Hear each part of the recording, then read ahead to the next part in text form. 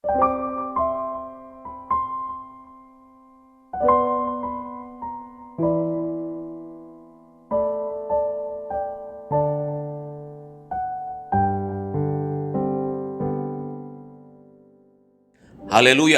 terpujilah nama Tuhan, kekal kebaikannya untuk selama-lamanya. Senang dapat menyapa Anda sekalian, pendengar Radio Cakrawala dimanapun Anda berada, khususnya melalui pemberitaan firman Tuhan, Minggu 28 Maret tahun 2021. Pemberitaan firman Tuhan didasarkan pada Lukas 13, ayat 31 hingga ayatnya yang ke-35. Yesus harus mati di Yerusalem, keluhan terhadap Yerusalem. Pada waktu itu datanglah beberapa orang Farisi dan berkata kepada Yesus, "Pergilah, tinggalkanlah tempat ini, karena Herodes sedang membunuh engkau."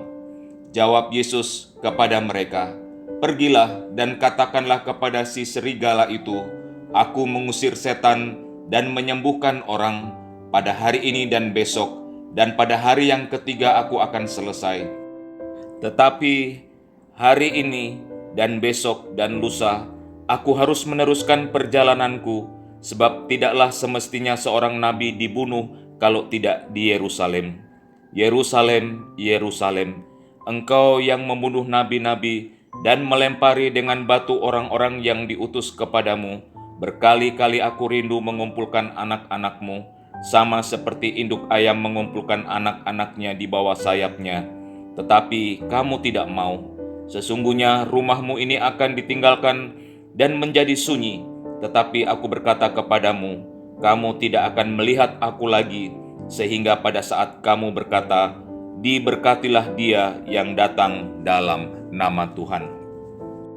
Saudara-saudariku sekalian, dalam pembacaan firman Tuhan yang sudah kita dengar, Yesus menyatakan dengan tegas bahwa dia akan mati dan kematiannya akan terjadi di kota Yerusalem. Saudara-saudariku sekalian, satu hal yang sangat penting yang Yesus lakukan menjelang kematiannya di kayu salib adalah memberitahukan kepada murid-muridnya tentang penderitaan dan kematian yang Yesus akan jalani. Sebagaimana tadi dalam pembacaan firman Tuhan, Yesus sendiri sudah menunjuk bahwa dia akan mati di kota Yerusalem. Bahkan Yesus memberitahu berulang-ulang bahwa ia akan mati. Tentu maksud dan pemberitahuan ini adalah agar murid-murid Yesus dapat mempersiapkan diri dengan situasi sulit yang bisa saja akan terjadi sewaktu-waktu. Namun pemberitahuan tentang kesengsaraan dan kematian Yesus ini tidak dapat dipahami oleh murid-murid Yesus. Bahkan ada di antara murid-murid melarang Yesus untuk tidak berbicara tentang kesengsaraan dan kematiannya. Sangat dipahami jika murid-murid Yesus melarang Yesus untuk tidak membicarakan kematiannya, sebab mereka memiliki harapan besar terhadap Yesus. Apalagi pelayanan yang Yesus lakukan adalah pelayanan yang adikodrati, melebihi siapapun yang selama itu pernah mereka lihat dan alami. Namun, rancangan Allah adalah ajaib dan sempurna, melampaui batasan-batasan pikiran manusia dan membutuhkan ilham tersendiri untuk memahaminya.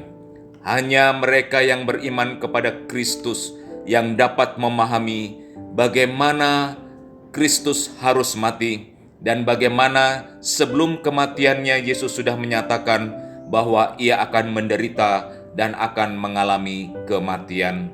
Apapun yang Yesus lakukan selama ada di dunia ini dan 3,5 tahun melayani, sebenarnya puncak dari segala hal yang dikerjakan adalah salib Golgota. Golgota itulah tujuan dari kedatangannya. Golgota sebab karya penebusan terjadi di Golgota. Tidak ada karya yang berharga dan mulia selain dari karya penebusan di Golgota. Kekristenan tanpa salib Golgota adalah kesia-siaan, dan kepercayaan yang dibangun tanpa darah Kristus adalah kepercayaan yang sia-sia. Mengapa demikian, saudara-saudariku sekalian? Waktu Allah menciptakan manusia, Ia memahkotai manusia dengan kemuliaan dan kesucian. Manusia diciptakan menurut gambar dan rupa Allah, karena di dalam diri manusia itu ada kekudusan Allah, sebagaimana penciptanya kudus adanya. Itu sebabnya Yesaya mengatakan bahwa semua orang yang disebutkan dengan namaku, yang kuciptakan untuk kemuliaanku, yang kubentuk dan yang juga kujadikan. Yesaya 43 ayat 7. Manusia itu sempurna. Keadaan manusia waktu penciptaan tanpa cacat celah. Gambar Allah yang ada pada manusia tidak sedikit pun ternoda, dan manusia dimahkotai kemuliaan dan kesucian, agar melaluinya manusia mempermuliakan Allah melalui kemuliaan yang diberikan kepadanya. Namun saudara-saudariku sekalian, ketika manusia jatuh ke dalam dosa, maka kemuliaan Allah itu tidak lagi dimiliki oleh manusia, karena manusia telah dibawa kuasa dosa. Namun mahkota kemuliaan dan kesucian itu hilang dari manusia oleh karena kegagalan atau kejatuhan manusia yang pertama. Dalam kondisi yang demikian, manusia tidak dapat berbuat apa-apa, sebab manusia dikuasai dosa. Perbuatan baik apapun yang dilakukan manusia saat ada di cengkraman dosa tidak dapat membawa manusia kepada keselamatan. Manusia memang berusaha agar mendapat keselamatan, tetapi manusia dengan usahanya sendiri tidak dapat datang kepada keselamatan itu. Itulah sebabnya Allah bertindak untuk dapat menyelamatkan manusia. Tindakan Allah ini memang sulit dimengerti, sebab manusia memahami karya Allah ini dengan pikirannya yang sangat terbatas. Sementara karya Allah yang dikerjakan melalui Yesus Kristus melampaui batasan-batasan yang ada pada manusia, dan inilah karya yang paling berharga yang pernah terjadi di dalam dunia, yaitu penebusan yang dikerjakan oleh Yesus Kristus melalui salib Golgota. Yesus Kristus melalui kematiannya di atas kayu salib mengembalikan mahkota kemuliaan dan kesucian dalam diri manusia. Itu sebabnya ia berkata, "Sudah selesai." Pekerjaan penebusan itu sudah selesai dikerjakan dengan menumpahkan darahnya. Tidak ada lagi korban yang dibutuhkan untuk penghapusan dosa, karena darah Kristus telah cukup untuk menyucikan manusia dari segala dosa. Sekali untuk selama-lamanya. Sudah selesai, menyatakan bahwa tujuan utama Yesus datang ke dunia sudah selesai dikerjakan. Misi penebusan itu telah tercapai. Manusia dikembalikan kepada Allah dalam suatu hubungan yang harmonis, dan gambar Allah pada diri manusia sudah dipulihkan, sehingga kita dapat berkata, kemuliaan salib adalah saya dan Anda telah dimahkotai dengan kemuliaan dan kesucian Allah, agar melaluinya kita mempermuliakan Allah. Kebenaran di dalam salib Kristus adalah karena dosa manusia, maka semua manusia pantas mendapatkan hukuman kekal di bawah murka Allah. 2 Tesalonika 1 ayat 9 mengatakan demikian. Mereka ini akan menjalani hukuman kebinasaan selama-lamanya, dijauhkan dari hadirat Tuhan dan dari kemuliaan kekuatannya. Tetapi saudara-saudariku sekalian, salib Kristus membawa kita pada kebenaran itu. Salib Kristus membenarkan kita, sehingga kita tidak lagi hidup di bawah kuasa dosa, melainkan hidup di dalam kebenaran. Saat Yesus berkata, "Ya Bapa, ke dalam tangan-Mu kuserahkan nyawaku." Inilah tujuan Yesus datang ke dalam dunia, yaitu menyerahkan nyawanya, supaya kita yang hidup di bawah kuasa dosa dipindahkan dalam kebenaran melalui penebusannya di atas kayu salib. Dan inilah kemuliaan salib itu, yaitu Kristus membenarkan kita, supaya kita ada dalam kebenaran itu. Pembenaran yang diberikan semata-mata karena iman, tidak melalui ritual-ritual tertentu.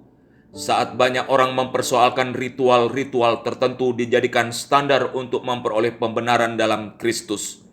Pembenaran yang kita peroleh semata-mata karena iman.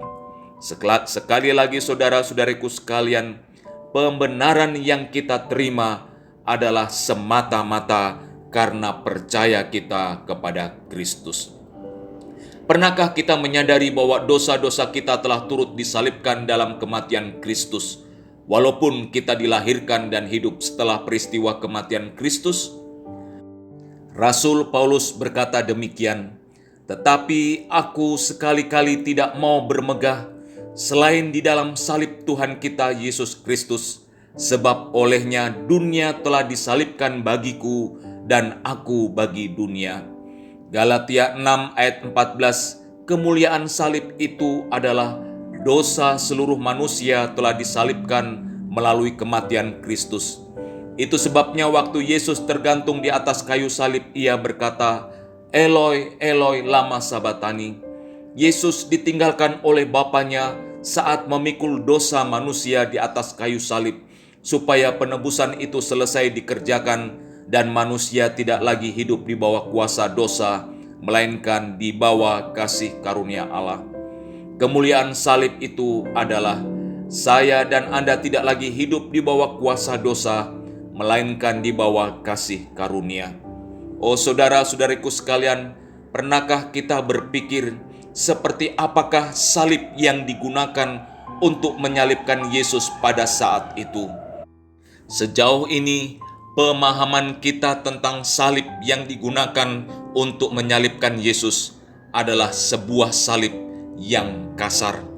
Sebuah salib yang memang dipersiapkan untuk para penjahat agar mereka merasakan betapa siksanya harus digantung di atas kayu salib. Dan menurut hukum Yahudi ataupun hukum Romawi yang diberlakukan pada saat itu, seorang penjahat yang harus digantung di atas kayu salib adalah seorang yang layak menggunakan salib yang sangat kasar. Itulah yang terjadi pada diri Yesus pada saat itu. Yesus dikelompokkan sebagai penjahat karena menurut mereka Yesus itu adalah penjahat.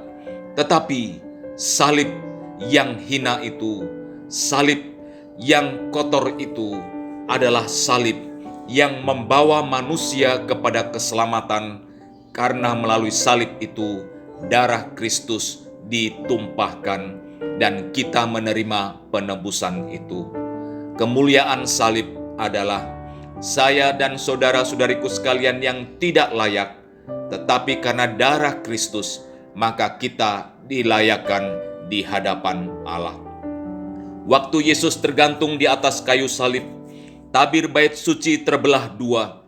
Matius 27 ayat 51 mengatakan, "Dan lihatlah, tabir bait suci terbelah dua dari atas sampai ke bawah, dan terjadilah gempa bumi, dan bukit-bukit batu terbelah." Tabir bait Allah adalah pemisah antara ruang Maha Kudus dengan ruang kudus. Ruang Maha Kudus itu hanya dimasuki oleh imam besar 1 tahun sekali.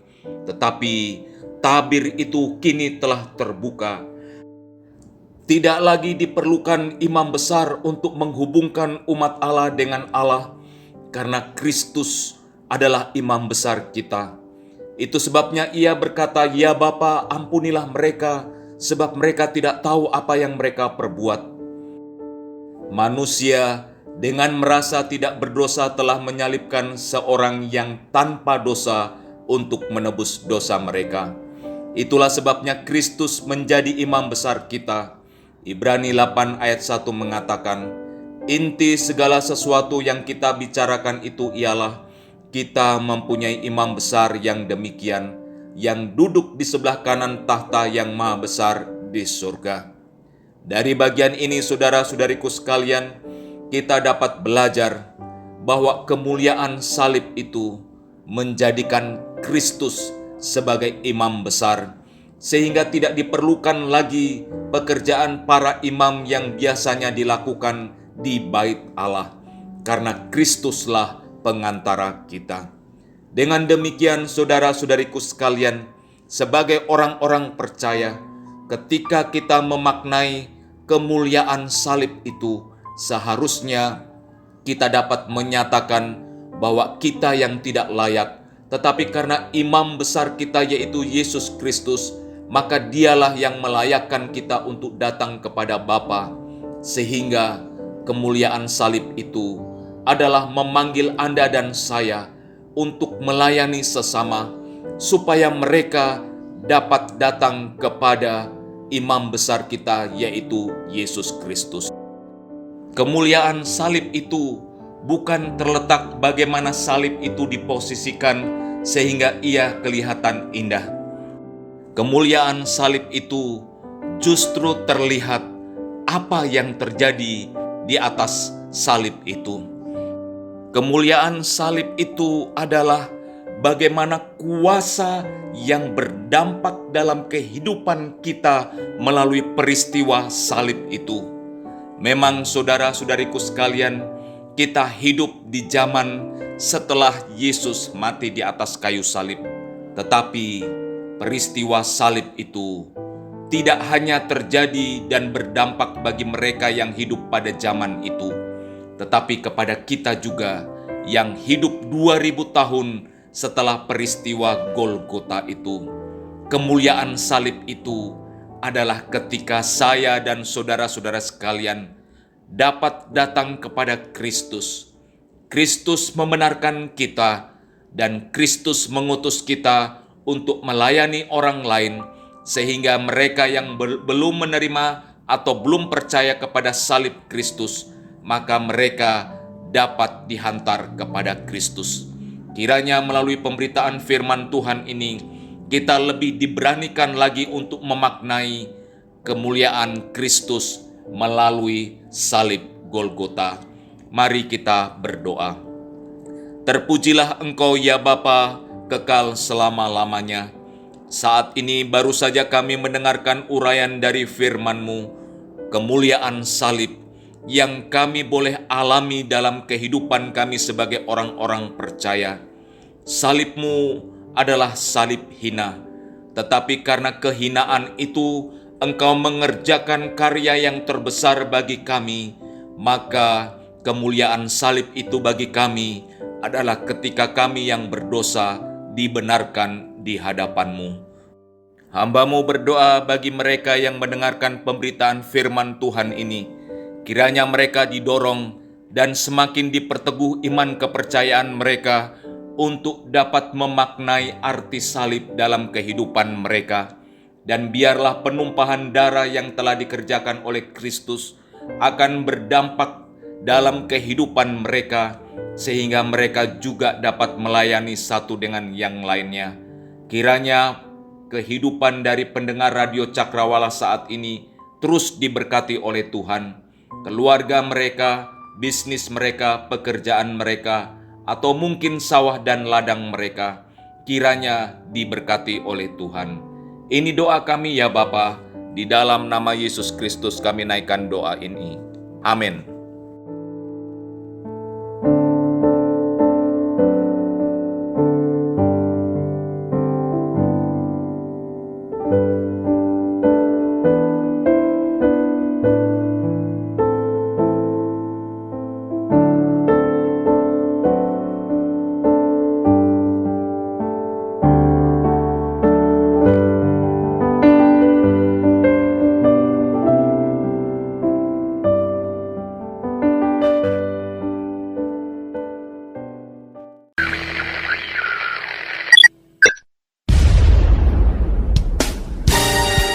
Pastikan Anda tetap bersama dengan kami di gelombang 89,2 FM, The New Cakrawala Radio. God bless us.